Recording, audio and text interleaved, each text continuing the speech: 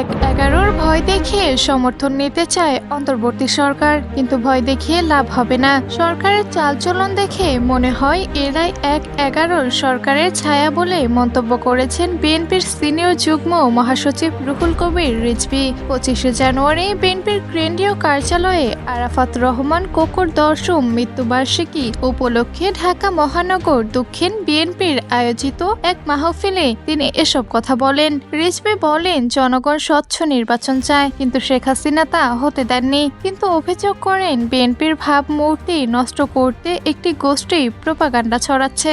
BNP সবসময় অবাধ ও সুষ্ঠু নির্বাচনের পক্ষে এবং জনগণের ভোটের অধিকার ফিরিয়ে দিতে সোচ্চার থাকবে। অন্তর্বর্তী সরকার ছাত্র জনতার আন্দোলন ও রক্তের ফসল উল্লেখ করে রিজভী বলেন, রাজনৈতিক দলগুলোর অবদান অস্বীকার করার উপায় নেই। তিনি জানান, সুশীল সমাজের নামে যা বলা ও করা হবে তা মেনে নেওয়া সম্ভব নয় এবং আশা প্রকাশ করেন সরকার জনগণের আকাঙ্ক্ষা পূরণ করবে, তবে সরকারের প্রয়োজনীয় সংস্কারে তাদের মনোযোগ নেই।